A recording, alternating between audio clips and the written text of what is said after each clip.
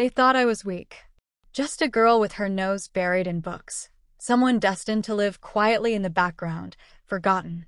My parents dismissed me, my sister mocked me, and the world never believed in me. But here's the twist.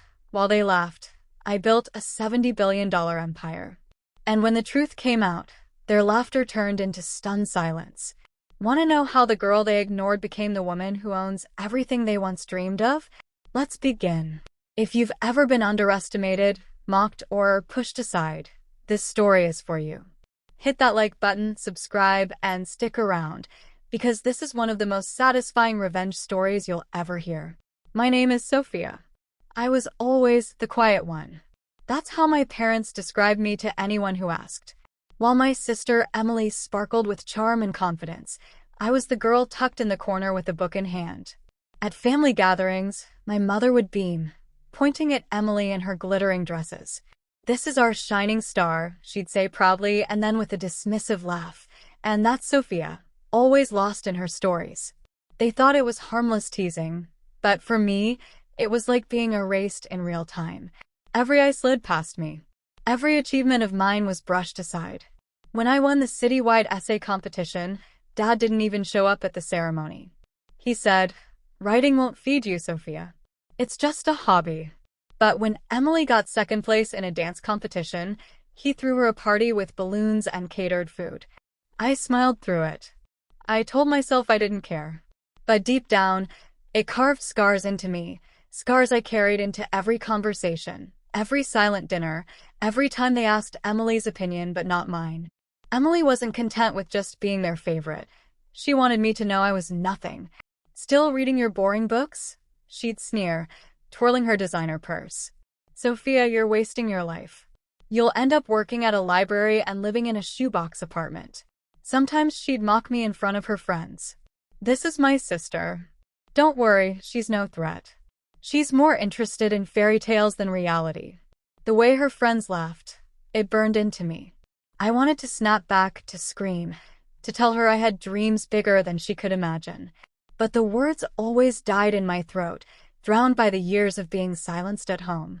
What they never knew was this. While Emily flaunted handbags and makeup, I devoured books on business, finance, technology, and innovation. Every page was fuel. Every late night was an investment. I wasn't just lost in stories. I was building my mind into a weapon sharper than anything Emily could comprehend. And I had a secret. At 15, I'd started tinkering with small online businesses. Drop shipping, freelance editing. By 17, I was already reinvesting every penny I earned. By 19, I had created an app that caught fire on university campuses. No one knew. Not my parents. Not Emily. To them, I was still the invisible bookworm. But behind the glow of my laptop screen, I was carving my empire, brick by brick, idea by idea. It all came to a head at Emily's 25th birthday. She wore a red silk dress, dripping with jewelry Dad had gifted her. The house was filled with relatives, laughter, and noise. And me? I stood in the kitchen, carrying trays like a servant. At one point, Emily raised her glass and said, "To the future. A life of success, beauty, and, well, maybe one day Sophia will join us when she puts her books down." The room erupted in laughter. My face burned crimson. I wanted to disappear, but something inside me snapped that night. I went upstairs, shut the door, and whispered to myself, "They'll see. One day, they'll see everything." That was the moment I stopped hiding. The night of Emily's birthday stayed with me like a splinter under my skin. I replayed every laugh, every smirk, every sideways glance. I wanted to scream at them, to tear off the mask of invisibility they had placed over me since childhood. But instead of shouting, I chose silence. Not the silence of surrender. This time it was the silence of strategy. I doubled down on my work. My days looked ordinary from the outside. To my parents, I was still that quiet daughter who read for hours, who wasted time on her laptop, who didn't attend parties or care for makeup. But behind closed doors, I was negotiating, learning, failing, and rising again. I taught myself coding at 2 in the morning. I consumed entire lectures on economics while sipping instant coffee. I researched global markets when others were asleep. My first app, though small, gave me enough revenue to take risks. I invested in AI tools when no one cared about them, and I collaborated with developers who believed in creativity over credentials. Slowly, my projects multiplied.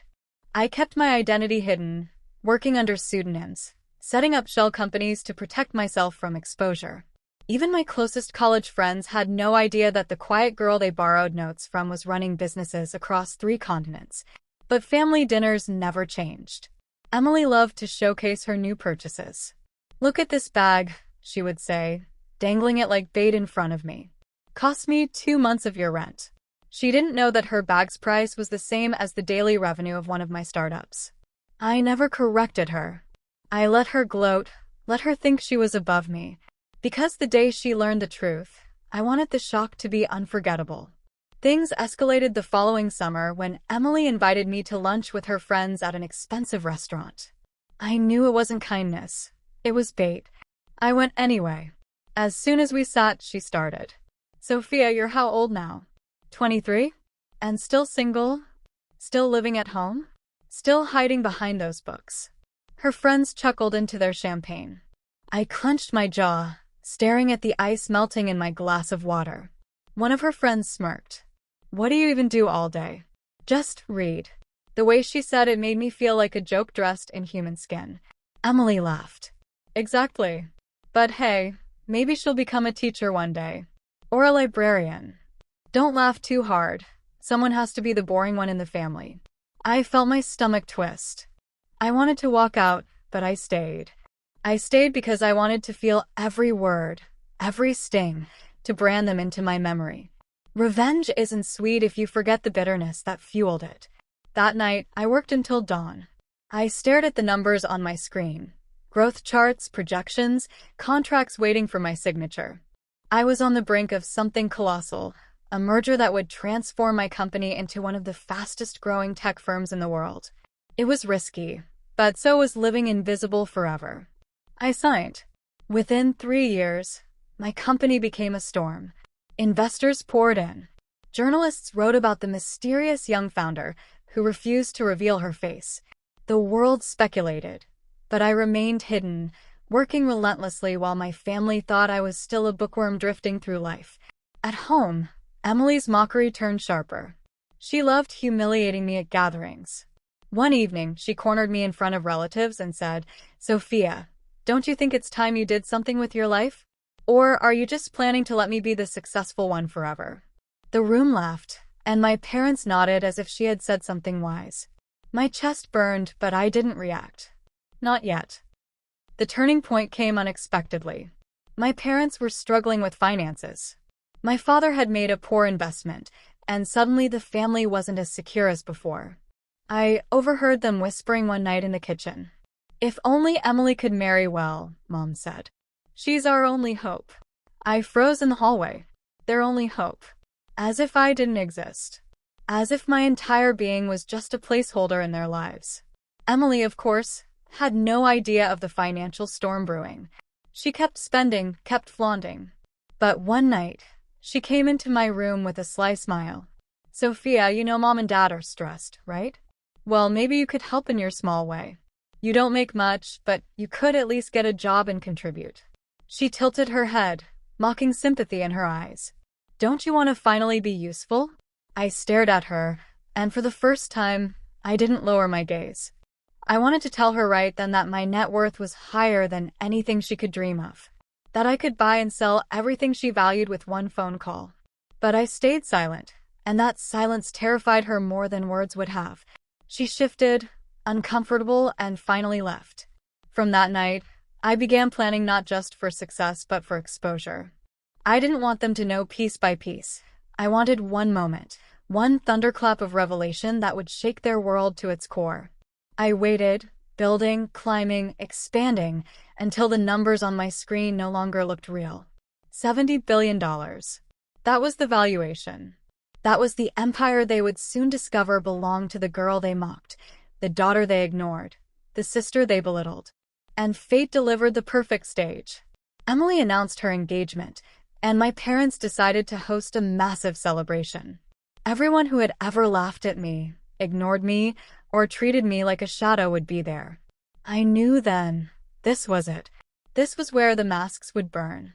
The night of Emily's engagement party arrived with the kind of spectacle she always craved. Strings of lights draped over the grand hall, chandeliers casting their glow on polished marble floors, champagne fountains bubbling like liquid gold. My parents buzzed around her, fussing over every detail, making sure Emily's moment would shine brighter than anyone else's. To them, this was proof of their success, a daughter marrying well, stepping into a life of luxury. To me, it was just another reminder of how invisible I had always been. I walked into the venue quietly, dressed simply in a navy gown that fell to my ankles. I didn't want attention yet. Not until the right moment.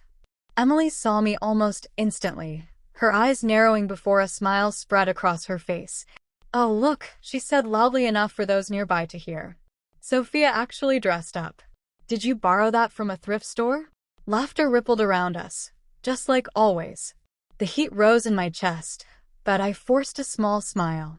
Let her believe she had won this round. The speeches began.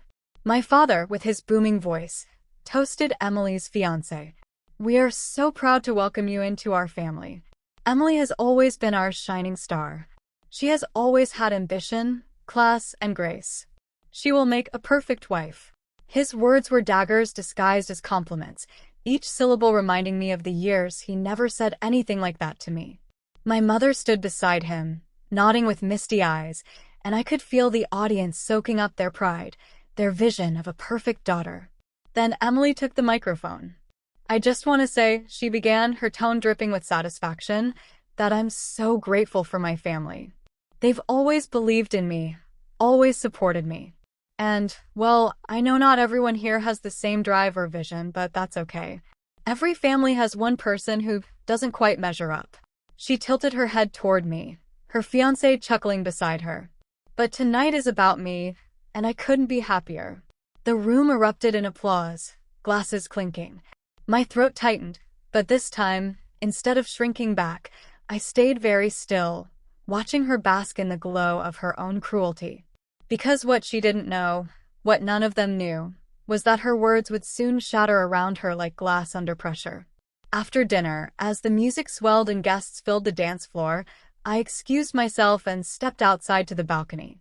The city lights stretched endlessly, skyscrapers gleaming like jewels against the night. Somewhere out there, my empire breathed, alive and unstoppable. Companies, patents, entire teams of brilliant people working under the umbrella of the entity I had built. And no one here had a clue. They saw a quiet bookworm in a simple gown, while in reality, I was one of the wealthiest women in the world. The perfect moment came during the gift presentations. Relatives handed over wrapped boxes, envelopes, and jewelry cases. Emily preened, accepting each with exaggerated delight.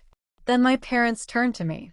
"Sophia," my mother said, half smiling, "did you manage to bring something?" Her tone carried the weight of expectation, as if my contribution would surely be small, perhaps even embarrassing. I nodded, standing slowly. My hands didn't shake, though my heart hammered like a drum in my chest. "Yes," I said softly, my voice cutting through the chatter. The room stilled, people turning to watch. Emily's smirk widened. "Oh, this should be good," she whispered. I walked to the front, reaching into my bag. For a moment, I let the suspense build, the silence stretching taut. Then I pulled out a small velvet box and placed it on the table. Emily frowned, unimpressed. "Jewelry? From you," she scoffed. "Let me guess, cubic zirconia?" Her laughter rang out, joined by a few others. But when she opened it, her smile faltered. Inside was a simple, elegant key. She blinked, confused, holding it up for the crowd to see. "A key? What is this?" she asked, her voice edging with annoyance. I stepped closer, meeting her eyes. "That," I said evenly, "is the key to your new penthouse. Fully furnished, overlooking the skyline. It's under your name now. Consider it my gift." Gasps rippled through the hall. My parents froze, eyes wide, while Emily laughed nervously. "You're joking. You can't afford."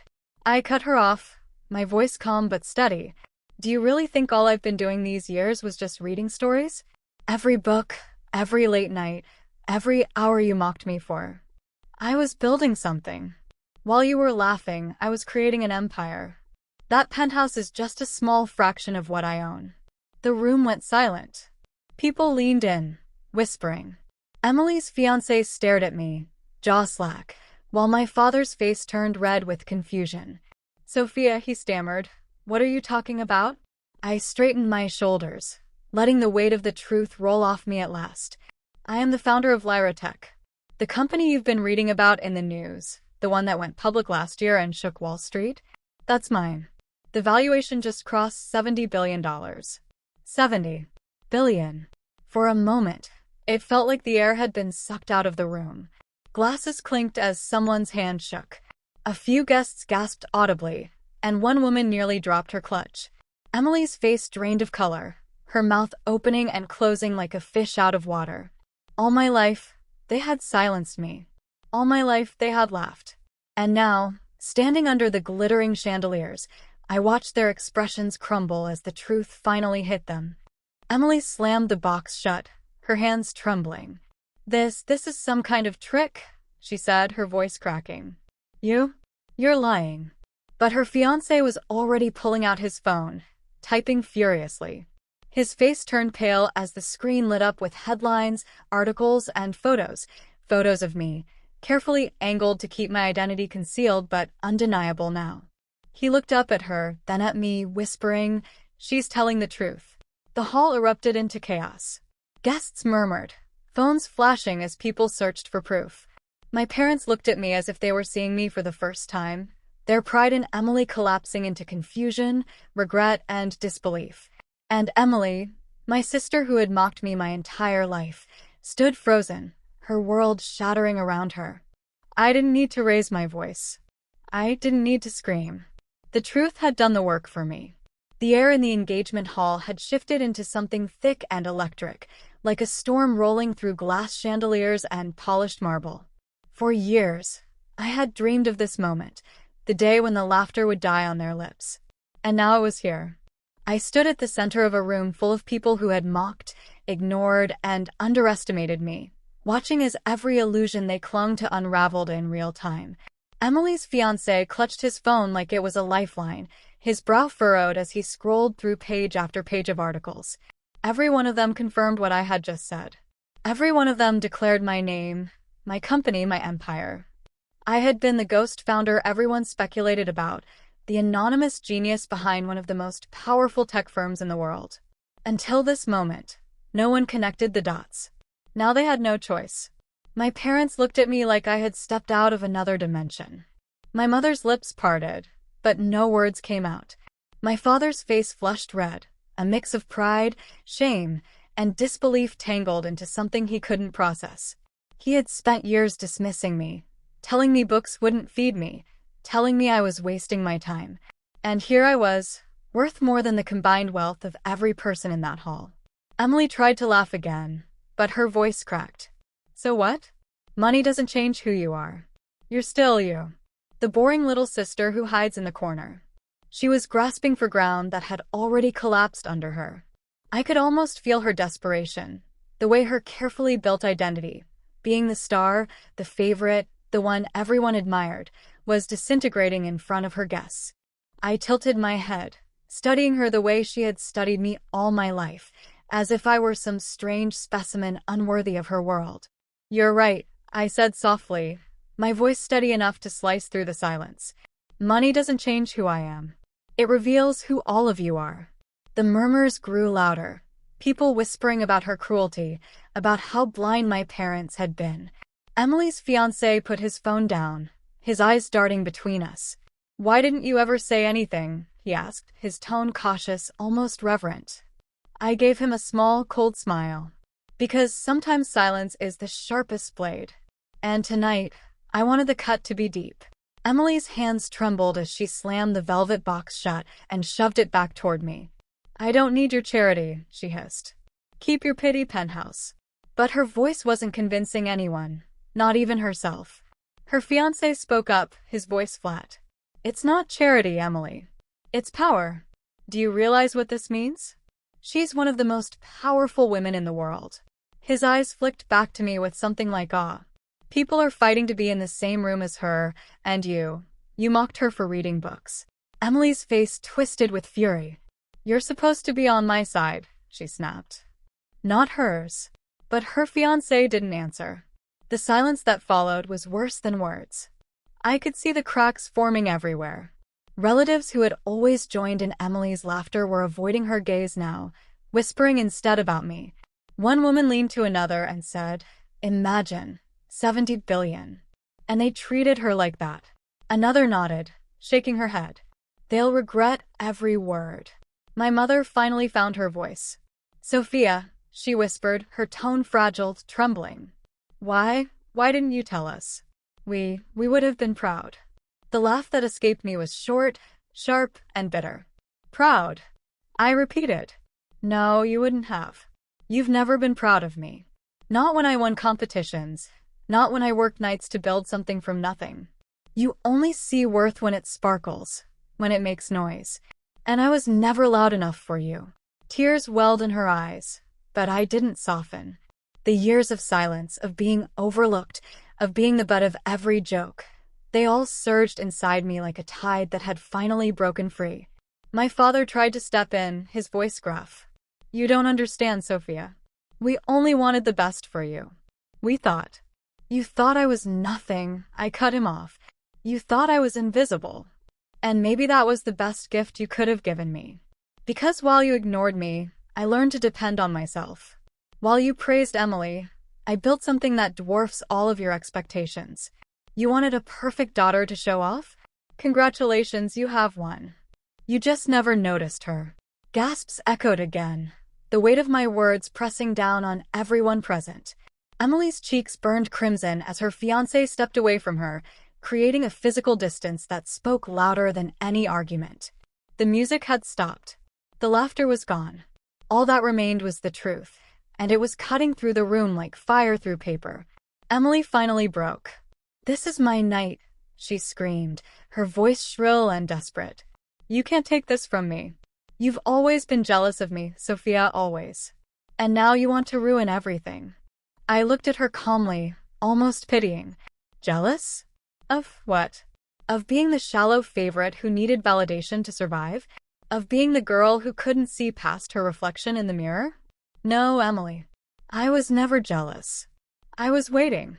Waiting for the day when I wouldn't have to prove anything anymore, because the proof would be undeniable." Her words faltered.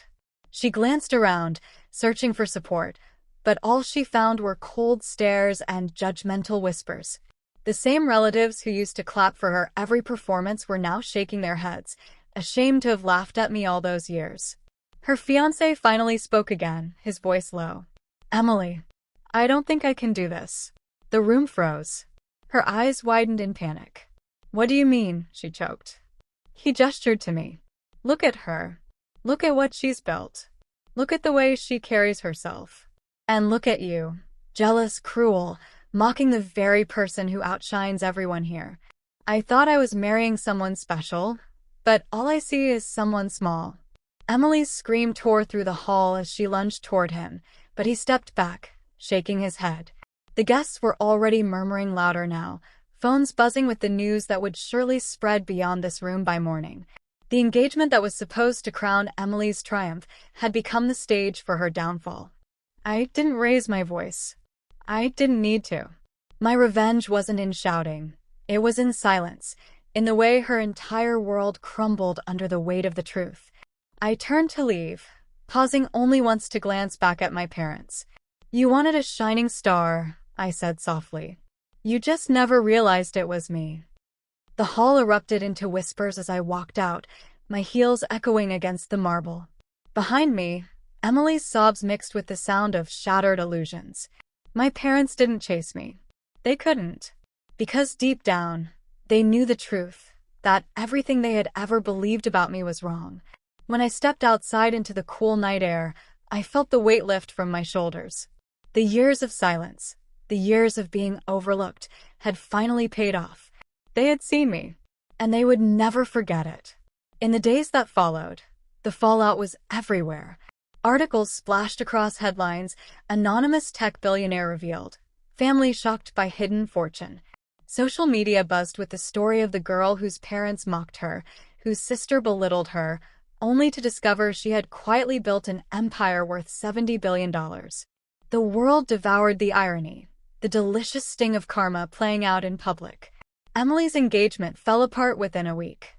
Her fiancé released a statement about irreconcilable differences, but everyone knew the truth. My parents tried to call me, tried to apologize, but I let their numbers ring unanswered. Because forgiveness is not owed, it's earned. And they had a long road before they could even hope to walk that path. I wasn't cruel. I didn't gloat. I didn't need to. My revenge wasn't in humiliating them further. It was in living so loudly, so brilliantly, that they could never erase me again. And maybe that's the sweetest revenge of all. Not shouting, not screaming, but existing so powerfully that the people who once dismissed you are forced to choke on their regret every time they hear your name. In the quiet weeks after the engagement fiasco, my world didn't change much, at least not on the surface. I still woke early, brewed my coffee, and sat at the same desk surrounded by the same notebooks and glowing screens. But everything around me shifted. Strangers who once looked past me now recognized me in airports and coffee shops. Investors begged for meetings. Journalists filled their pages with my story, calling me the invisible empire builder. And my family? They crumbled. Emily's voice, once so loud and commanding, became a whisper in our community. People who used to admire her beauty and charisma now whispered about her cruelty, about how she mocked her own sister while standing in the shadow of a fortune she couldn't begin to touch. The fiancé who once held her hand in front of everyone had vanished, and she was left to face the echoes of laughter that no longer belonged to her. My parents reached out endlessly. Messages poured into my phone. Apologies, regrets, pleas for reconciliation. My father's words shook in his voicemails. Sophia, I was wrong. I should have seen you. I should have believed in you. My mother cried through hers, saying, You were always my daughter, my baby. I didn't mean to overlook you. But I didn't reply. Not because I hated them, but because, for once, I had the power to choose silence. For once, it was my turn to let them feel what I had felt for decades, what it meant to reach out and find no hand waiting. I wasn't vengeful beyond that night. I didn't cut them off from every path. I simply made them wait. I let time become the lesson. Because no words could teach them what silence and regret could carve into their hearts. Sometimes late at night, I still thought about that girl with her nose buried in books, the one they all laughed at. I thought about how she cried quietly into her pillow after dinners, how she wanted just once to hear someone say, I'm proud of you. And I wished I could hold her and whisper, one day, you'll build something so big, the world won't be able to look away. The truth is, revenge wasn't about humiliating Emily or silencing my parents. It wasn't even about $70 billion. It was about that girl. The younger me who was starving for recognition, for love, for the kind of validation she never got. I didn't build an empire for Emily or for my parents. I built it to prove to myself that I was never what they thought I was. That their blindness didn't define me. That my worth was never in their approval. It was in my resilience. When the headlines eventually moved on to other stories, when the world found new billionaires to praise, I remained. Quiet, steady, powerful in ways Emily could never comprehend. My revenge was complete not because they were ruined, but because I was unshakable. And maybe that's the greatest lesson. Sometimes revenge isn't about destroying the people who hurt you. It's about building yourself so high they can never touch you again. It's about becoming the storm that makes their laughter sound small. If you've ever been underestimated, if you've ever been mocked, if you've ever been treated like you were invisible, remember this: invisibility can be your greatest weapon. Because no one sees you coming until it's too late. So the next time someone laughs at your dreams, let them. Smile, stay silent, and keep building.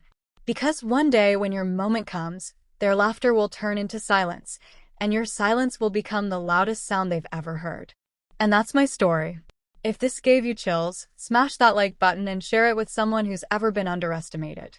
Tell me in the comments, What's the most satisfying revenge you've ever witnessed? I'd love to hear your stories. And don't forget to subscribe for more powerful, true-to-life revenge stories that prove one thing: sometimes the quietest people carry the loudest victories.